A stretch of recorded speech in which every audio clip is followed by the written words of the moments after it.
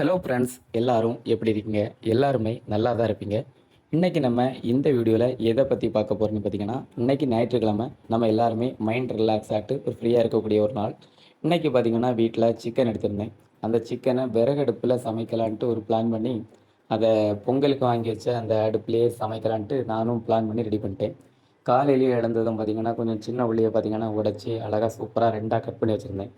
அதுக்கப்புறம் பார்த்தீங்கன்னா, ரம்பா, புதினா, கொத்தமல்லி இலை எல்லாமே கொஞ்சம் கட் பண்ணி வச்சுருந்தேன். அதுக்கப்புறம் பார்த்திங்கன்னா, தக்காளி பழம் எல்லாமே கட் பண்ணி வச்சுட்டு, மண் அடுப்பில் வந்து மண் சட்டியை வச்சு சூப்பராக எண்ணெயை ஊற்றி காய விட்டு, பட்டை, இறைச்சி மிளகு அப்படி சொல்லுவாங்க.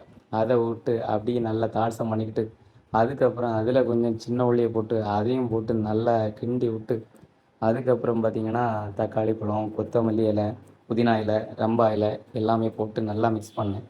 மிக்ஸ் பண்ணதும் பார்த்திங்கன்னா, நல்லா மஞ்சள் பொடி வச்சு கழுவி வச்சுருந்த சிக்கன் எடுத்து அப்படியே கொஞ்சம் கொஞ்சமாக அப்படியே அந்த சட்டியில் போட்டு, அந்த இயற்கையிலே மிக்ஸ் பண்ணி வச்சுருந்தோம்ல, அந்த சின்ன உள்ளி வசக்கின அந்த தக்காளியோட நம்ம இறைச்சியும் போட்டு மிக்ஸ் பண்ணி நல்லா கிண்டி விட்டுக்கிட்டே இருக்கணும். அதுக்கப்புறம் பார்த்திங்கன்னா, மேலட்டால கொஞ்சோண்டு மஞ்சள் பொடி. இந்த மஞ்சள் பொடி அப்படியே லைட்டாக தூவி விட்டுக்கிட்டு, ஒரு சொம்பு தண்ணி எடுத்து நீட்டா ஊற்றி விட்டுக்கிட்டு, அப்படியே தீய போட்டு கொதிக்க வச்சிட வேண்டியதான். வீட்டில் நம்மளுக்கு தேங்காய் உரிப்போம்ல, அந்த தேங்காய் சவரி, அதுக்கப்புறம் தேங்காய் சிரட்டை, அந்த சிரட்டையும் உள்ள தூக்கி போட்டு விட்டேன். அது என்னென்னா கம கம கமன்னு கொதிச்சுட்டே இருந்துச்சு. கொதிச்சு தீ எரிய எரிய சிக்கன் வந்து பார்த்திங்கன்னா வெந்துக்கிட்டே இருந்துச்சு. நானும் கிண்டி விட்டுட்டே இருந்துச்சேன். கலர் பார்க்கும்போது உங்களுக்கே தெரியும் எவ்வளவு டேஸ்ட்டாக இருக்குன்ட்டு. அப்படி மண் சட்டியில் அப்படி கொதி கொதி கொதின்னு அப்படி கொதிச்சுக்கிட்டே இருந்துச்சு. அதை பார்க்குறதுக்கே எப்போ சிக்கன் வேகும் சாப்பிடலான்ட்டு யோசிச்சுட்டு இருந்தோம். அதுக்கிடையில் பார்த்திங்கன்னா, நம்ம தயிர், உள்ளி எல்லாமே ரெடி பண்ணி வச்சுருந்தோம். அதுக்கப்புறம் அதில் கொஞ்சோண்டு சிக்கன் பீஸ் எல்லாம் எடுத்து வந்து பொரிச்சு வச்சுருந்தோம்.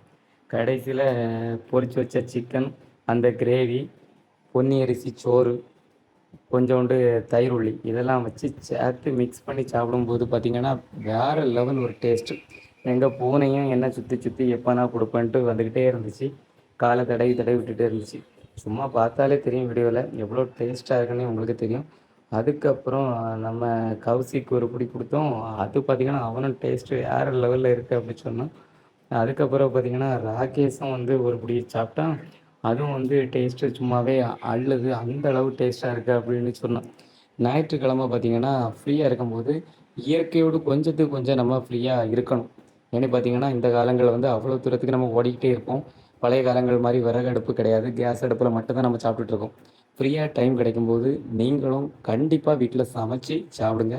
அது விறகு அடுப்பில் சமைச்சு சாப்பிடுங்க. அது கொஞ்சம் நல்லாயிருக்கும். இந்த வீடியோ உங்களுக்கு பிடிச்சிருந்தா மறக்காம நம்ம சேனல் சப்ஸ்கிரைப் பண்ணுங்க, ஃபாலோ பண்ணுங்க. நன்றி.